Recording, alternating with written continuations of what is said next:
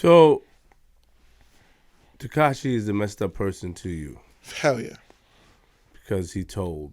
No, yes, but worse than that, because he told on the people that kept him alive while he was stirring the biggest pot of trouble that we've ever all seen in our life. So, what would you have wanted him to do? What he said he would do. He said it on 10 songs. He said it every single day we was out. I'm gang. Gang is a very simple thing to understand. You know, I don't.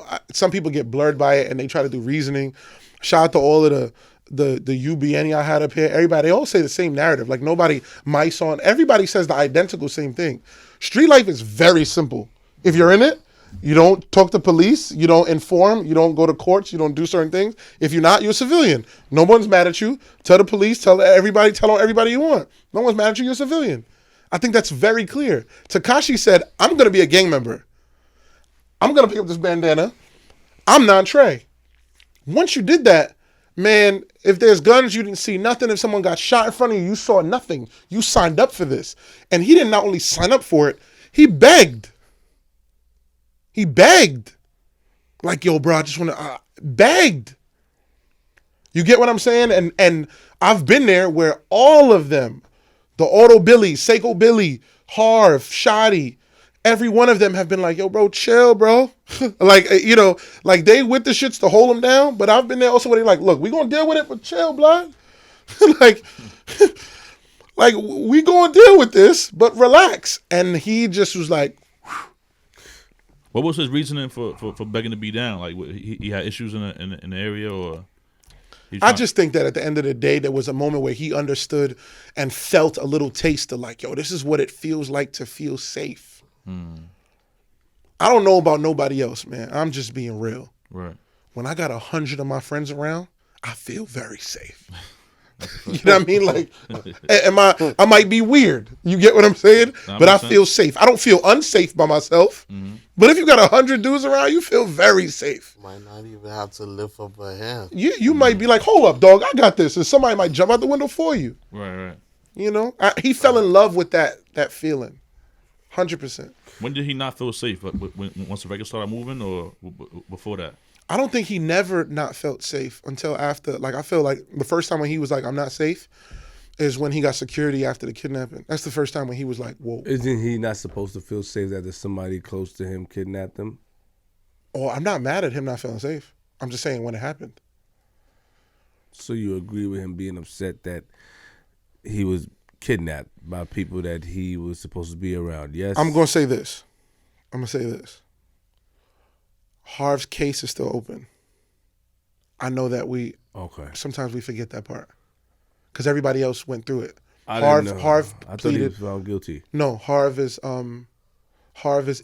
guilty, but Harv is not sentenced, and Harv is still pleading innocence.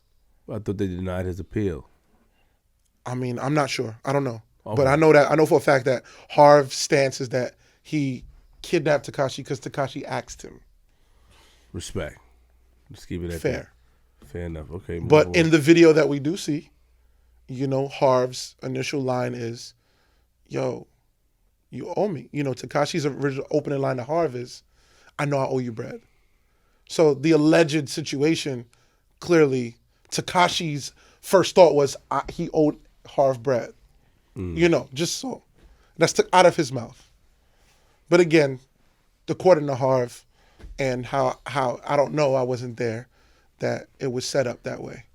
But Tekashi's mouth said that he owed him money. So. And you feel, you're a civilian, yes? Yeah. So you would have told, if they would have called you in, you would have said what you would have saw? Would you have told? What I do is like this, I avoid every situation that I'm not comfortable around. Would the rules would apply to you or would they have applied to you? Like if you would have told, would you have told, honestly? If they feds would have called you in and your career and life was in jeopardy, would you have told of what you saw? If I'm around gang, I know what I'm around for. So you wouldn't have told? Nah, if I'm around my gang member friends, okay, I'm abiding by the rules that they live by at that moment. My gang member friends know not to do gang shit around Punch. Because they like, This is the guy that's getting us out of here.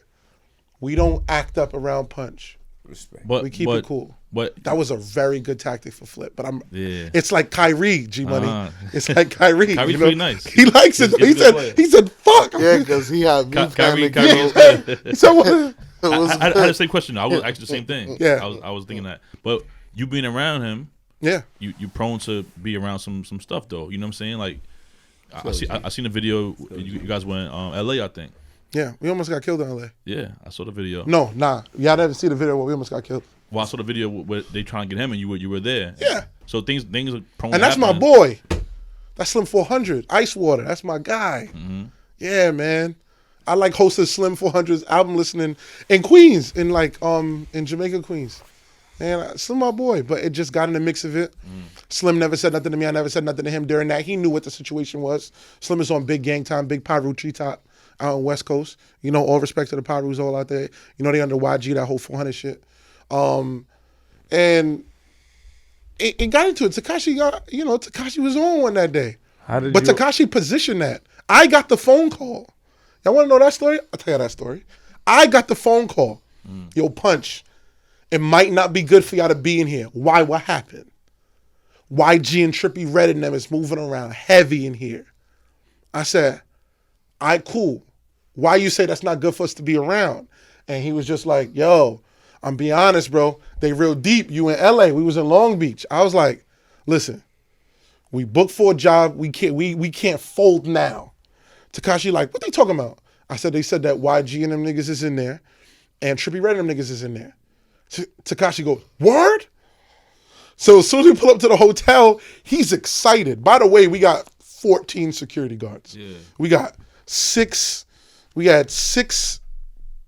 like police security guards. This is a real fact. And we got 8 the Great Wall. That's the niggas that used to guard Floyd. So we got the fucking LA Lakers roster with us.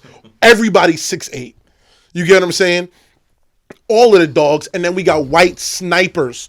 Bulletproof vest, ratchets is tucked in like this. Their hand is on a ratchet, hand is like this the entire time. They're like, if anyone moves, like we can hit things from 100 yards. And I'm like, okay. You know what I mean? Tekashi knows this. So he runs out the car. Yo, suck my dick. He does that. He knew that we were secured.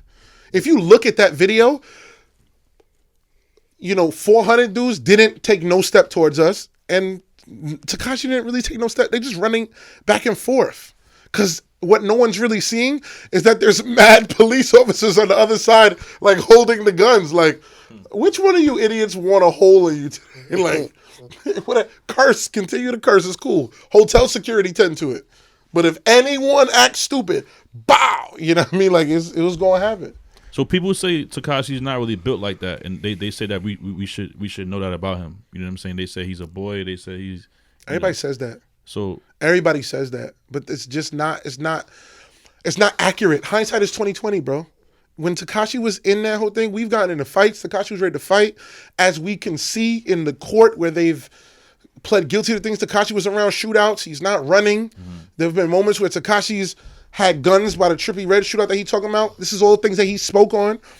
These are things that he wasn't folding. So he's official. You're saying when he needed. While in the situation of protection, he behaved how he was supposed to behave. You get what I mean? For me to really stamp somebody like, yo, that's the dog, is when you see the numbers against them and they got to perform the same way that they perform when the numbers is on their side. And we're never going to see that. It's never going to be 3 niggas approach one Tekashi. He was never going to be by himself. A lot of people think like you can get no loss of points if you by yourself and you get approached by multiple. It's never a loss. You get what I mean? So Tekashi would always keep multiple people around and never be in that position. So you said you almost got killed in LA. What happened? I mean, we got shot at in LA. And we were using bulletproof trucks. That's really it. That never came to like crime. But we got shot at. But bulletproof trucks. Real shit, bro. It's no joke, man. Tekashi was pushing a lot of people's buttons, man. So, when did he When did he sort of distance himself from everybody and get the security? Like at Well, one the point, first set of security is after he got kidnapped, the day after he got security. And that's when we do the interview the next day, where it's the interview that we did in the street with me, him, and Shadi. That's the day after he got kidnapped. and he was, and he got kidnapped. Shotty got his chain back and stuff like that, right? Nah. Then Shotty get it. Shotty never got the jewelry back for Tekashi. No, everybody thought that. Tekashi bought new jewelry. Yeah. There's new jewelry. You got to remember, that's new jewelry. Tekashi bought all new stuff. Remember, they took Tekashi pony chain. That never came back. So when he was putting the jewelry on his neck and all that extra fly nigga shit, that was new jewelry? All new jewelry. Yeah. The alleged people who took it were never seen again. Yeah. Yeah, 100%. They were in court. What do you mean? They're in court. I don't know. Nah, but just in reality, the jewelry never came back. Okay. Yeah. That's new jewelry. Yeah, all right, respect. So, because what happens is it's a lot of changes. Tekashi also got Crippy around him too. Shout out to Crippy, Free Crippy. I spoke to him yesterday. Crippy came under 50. Because I kept harassing 50 a lot of things too, how 50's relationship with Tekashi. That's me. Harassing 50. Like, yo, bro, look at it, look at it, look at it, look at it, look at it. Like, yo, bro, look at this kid. You get what I'm saying? So let me ask you a question. When did he want to start separating himself from Shadi? Where it really became, a lot of people say it's different times, from really being around them, it was very late in the game. Because we were in LA. LA is 2 weeks before everybody got taken away. He really wanted to separate from Shadi the week after that. Do you know why? With the Shadi shit? Yeah. The feds told him that Shadi is fucking with his baby mother. That's the feds who told him that. Someone told him that. That didn't come from Shadi or his baby mom. Yeah. So he got told that. So he went to separate. But that has never come up. That has never been confirmed. So in all of these court hearings, you'd have thought that would have been confirmed. Sarah's already said it never happened. Shadi said it always never happened. Somebody told Tekashi. Well, the feds, he got brought into the feds. You know, he got brought in prior to them arresting him. He got brought in twice prior to the arrest. We saw the pictures. So when the feds and they put the bulletproof vest over his head when he was going into the truck. You never seen that? No. That was an image that went viral. Remember that? Yeah. He got taken by the feds. They told him a bunch of stuff, what was going on. And that's when they told him the violate. They're going to violate you. That's where that came from. And the internet took that. They're going to kill him. If they were going to kill him when he was allegedly kidnapped, wouldn't the they have just killed him then? So, you talking about the OG, you talking about the homie Mel Murder and all that conversation you talking about? Yeah, with Mel and Jim Jones. Free Mel. Free Mel, 100%. Free Mel. Let's say free Capo. Capo home. Yo, what's wrong with me? Free Mel. Yeah. Free Capo. Yeah. Yo, so Shadi denied it and the girl denied them having any sexual relations. Yes. Yeah, it's difficult for me to believe it because I just don't know when Shadi was. He started to become a very liked guy by some very like lit people.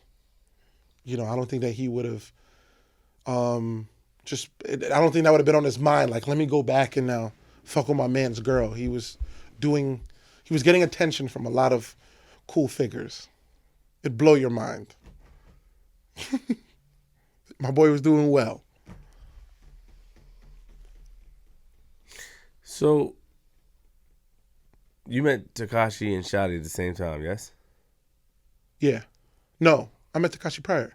Remember, I knew him from before with the Scummers. Oh, but yeah, you met him from. But realistically, the relationship really developed together. Yeah. But you built a better bond with Shadi, or you just saying that you respect Shadi because Shadi stood tall in the courtroom? So you no, I built a strong relationship with Shadi. Shadi mad level headed. There's mad times where Tekashi was doing I'm the coolest artist in the world shit, and being around Shotty, being around the team, being around everybody else, you kind of be like, he's being a dickhead, and you got those bonding moments where y'all like, this kid is taking advantage of this moment, and this gonna fall on his face. He's not even understanding how good he got it right now.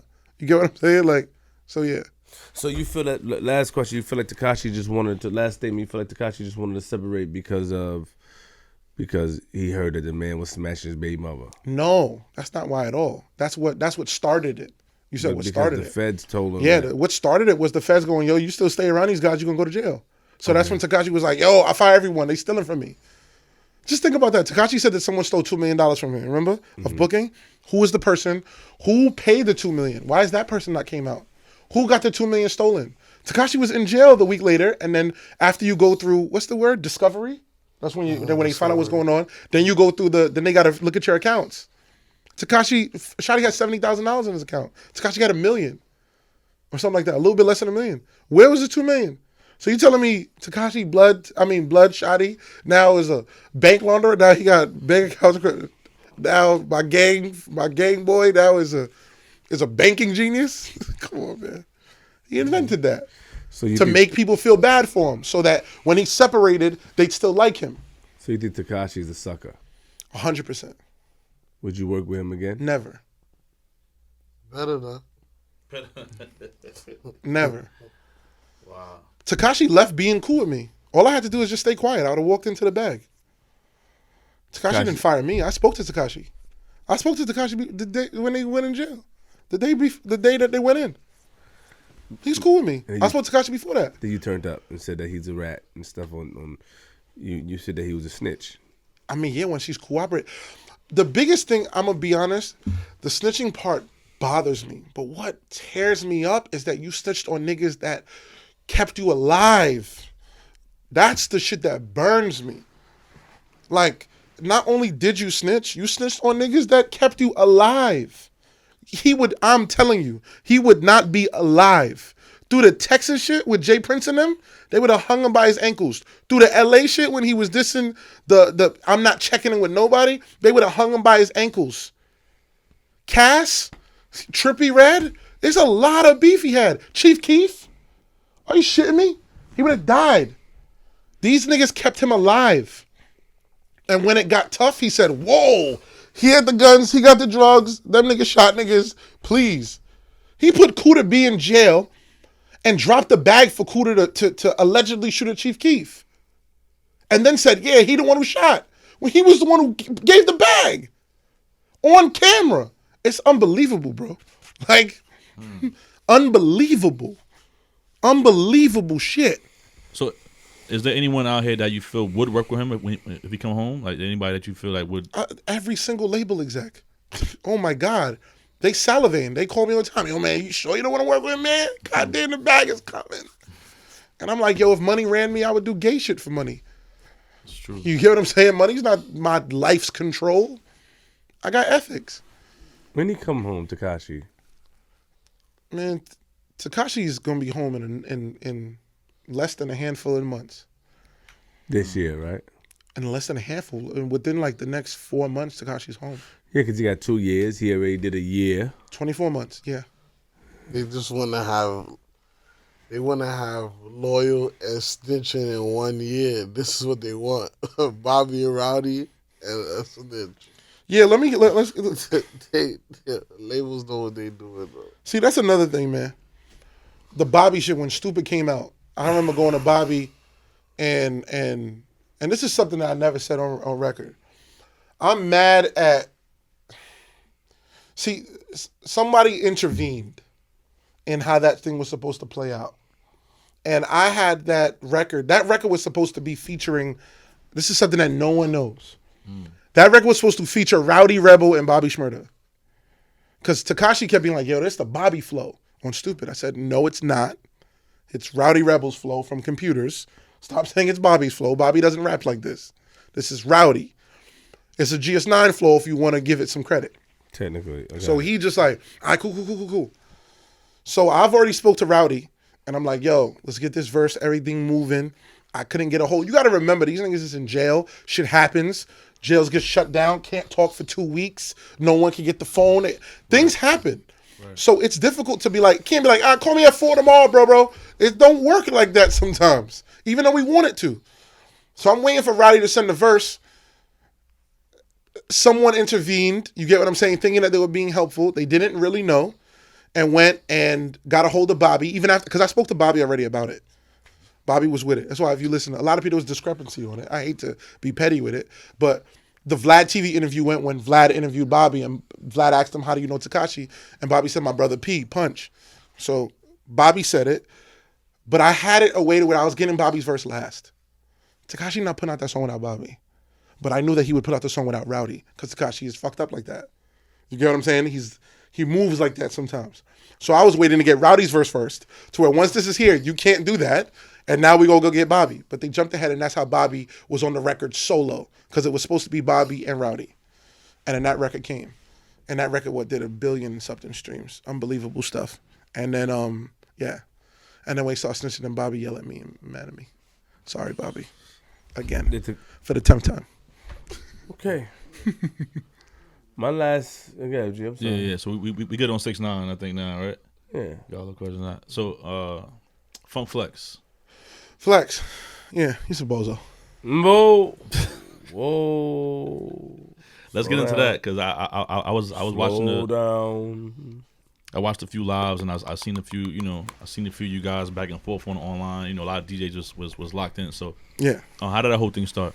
What makes him a bozo? He paid the way. He's a pioneer. What makes him a bozo? He don't owe nobody anything. Well, he gonna tell you how it started, because I seen some of the videos online. Yeah, turn up, G. My fault, G. Hold me down, man. I seen some of the videos online. I was kind of there for it. To keep it the fastest way to do it, right? We're on a live. I'm at LA, and there was a live with Self, and they started talking about DJs and their money, how they're getting money. Live with Self and who started the live? That was Booth. Booth, right? You get what I'm saying? Booth and Self was on live. Right. And they were talking about money that DJs get, how black DJs don't get paid as much as white, how the white clubs don't deal with the black DJs right. Now, I don't have that problem as much. And the reason why I didn't have that problem as much at that time was my name isn't DJ Punch. And I always knew that was going to be something that changed the game for me. My name is Punch. When I'm on flyers, I tell them put music by Punch. I don't want to be DJ Punch. I'm a brand. I'm an enigma. I'm a presence. I have popularity. I have all of this. Put music by Punch. Now, that allowed me to kind of be at the very bottom scale. Don't get shit confused. The bottom, but of a different list. To where that I wasn't in the typical DJ list. So then I didn't feel it. I was like, yo, I get bread. I don't know what y'all talking about, back and forth. Someone was in there. I started commenting. It was like, yo, we need to get Punch in there. Punch gonna talk hot, because I always say the disruptive shit. Cool. When I get into the chat, somehow it gets to the point of where Self basically was like, Punch is not really an OG to talk on stuff like this. And I literally took a little bit of offense to it, said, I'm very much an OG. Very much can talk about this, and I might not be an OG in just the DJ world, but in this culture called music, I've put in way more years, and I know way more than most people that's interacting with this. Self pulled back, apologized. Me and Self got in a conversation and really elevated our relationship to a really place that it never was, where of just a respect level, where he understood where I was coming from, and I definitely understood where he was. So now we on the internet, and everybody's like, yo, this is how, yeah, Punch is one of the next up. Push come to shove, it's back and forth, mad stuff. Mr. C steps in and now goes, yo, I see so many DJs talking about who's next up. Why is this DJ not on radio? You should be here. You matter here. All of these different situations. You get what I'm saying? It's like, yo, what's going on with everything? Cool. And then what happened is that when me and Mr. C had this whole conversation, that was this long convo, the DJs were all in there, everybody locked in, and C answered every single question, and we spoke about Flex. Flex's name got mentioned as the elephant in the room, and I was like, most people just don't like Flex because he has 5 hours a day. He's on 6 days a week. That's 30 hours a week on radio where you just hear one guy, number one. Number two, Flex had the Big Dope Pitbulls, which is a DJ roster of DJs where he signs under him like his young guys, like he's bringing them up. So a lot of people looked at him as doing sucker shit like, you've accomplished so much. You've went platinum. You're the number one radio DJ. You've been the highest rating. You've done all of this. You draft these guys to do what, per se? Once you draft them, it's like you want to put them on. Want to put them in position to win. that would be it. Flex has a 5-hour slot, and what people don't, well, New York knows, his first hour is recorded and then replays as his fifth, right? So people start being like, you would literally play a recorded hour over giving like your young boys a slot. Yeah. This is crazy. Like, why would you play a recorded hour if you really the big homie? Yo, he's done it. Albums, features. He's in classic songs. He's done everything to be accomplished. He's Michael Jordan, bro. He's done it. But then when it came on to be like, yo, it's time for me to move on like Mr. C did, and like Red Alert, and like these, all the Kid Capri, SNS, the legends prior have all done things like that. Put on, you got it, step away. He goes, put on, and then hold.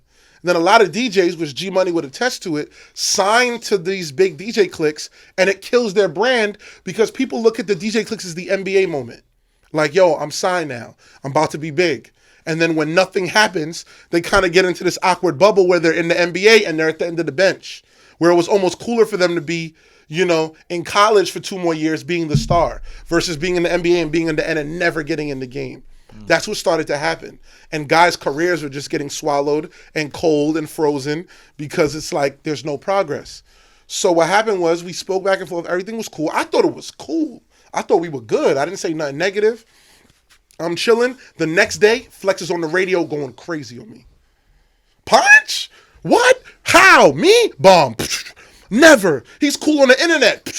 You've been on World Star. You've never been on the box. You're only cool on www. You're a YouTube guy. He's going crazy just going wild. And then I jumped back. I went at him immediately, and he was like, yo, when I had you on the set, you was shook, you was nervous. And that was a moment when I was DJing and I was doing Rich the Kid's album release party. And, I later joked it, but I was the headline DJ there. I was doing it, and Flex came in and played for free, which is what he tend to do now to stay hot, where he goes on to the young poppin' party, DJs for free, bulldozes them. A lot of DJs be excited. Flex is there like, yeah, he's hearing me play, gonna put me on the radio. Me, I go, you're a hater. You're never gonna do that. I know how you work because it's not happened for 25 years. Why would it magically happen for me? Oh, all right. And then we go. What happened? Slow down. Mm-hmm. One, who was part of the Big Dog Pit Bulls? I mean, man, from the start. Give me some names. Funkmaster Flex, Mr. C, Bobby Trends, Cypher Sounds, of course the newer range that came under them, DJ Magic, DJ Spinfolk, Young Chow, Triple X. Naeem, I think. Naeem. So wait, let me say something. Let's go down. So Cypher Sounds is doing pretty well. I think he's doing something with comedy, right? Amazing. Cypher Sounds is popping. As a comedian. Some people take opportunities and make other opportunities. A lot of times the new generation wants you to hold their hands and walk them to a situation. When you get the cosign, it's up to you. He wants the water. Just go and tell him he wants the water. Thank you. I didn't want to interrupt. It's okay. Yeah. She was confused, though. Yeah. Some people want you to hold their hands.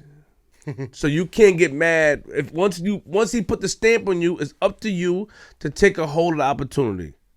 Young Chow, his father's King Chow. He's doing his own thing. He's been traveling. I don't know if he's still on Hot 97, but Chow, shout out to Chow. You know what I'm saying? DJ Magic had a show on Hot 97 platform. You can't just say the point where it comes down to is that he gave you the cosign. It's up to you. He threw the ball at you. Take the ball. It's up to you to shoot the ball, dunk the ball, hit the three. Now, if it's brick, it's brick. You can't blame him for that. You want me to? I can attest. But not all of them give that opportunity like that. Correct. But I want to attest. Let's say Chow, right? You brought his name up first, right? I brought his name up. Yes. Chow is smoking hot, right? Traveled around the world. Yes, because everybody literally has one of the biggest birthday parties in Facts. New York for 15 years. Yeah. Play nice. You get what I'm saying? Thank you. For 15 years. So, you know what I mean? So, with that being said now, right?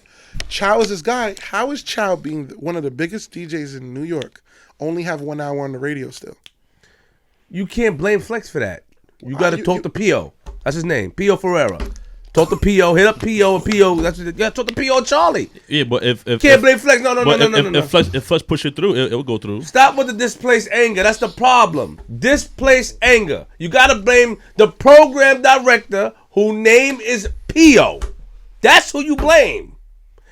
That's who you blame. How you gonna blame Funk Master Flex? How you gonna blame him? Want me to? Want me to tell you? You gotta blame the pro. Now you with Ebro, he's a player coach. You know it. Facts, that's why he is. But when Ebro was program director, Ebro stated himself of why certain decisions he made. Now they would do whatever what you could say is that this was told to me by PO when we was talking. Yes, we will do what we got to do. If Flex, we can't play around with Flex time. They will do what they got to do to keep Flex on. Yes, Flex has seniority, of course. But for how long? But you gotta get mad. I think what he's saying though is like, why not? That nigga's no. Like he said earlier, Flex has an hour that he records and he plays that same hour in the 5th hour. So why not give that hour to somebody else, like a Child or a Magic or whoever? So you try to say Flex? You try to say Flex is so Flex? Okay, so Flex is a narcissist, basically. You trying to say? 100%. Get out of here, you bugging. You gotta blame the program directors. Yo, bro, for 10 years, let me tell you something. You want to know the difference? Want me to tell you like this?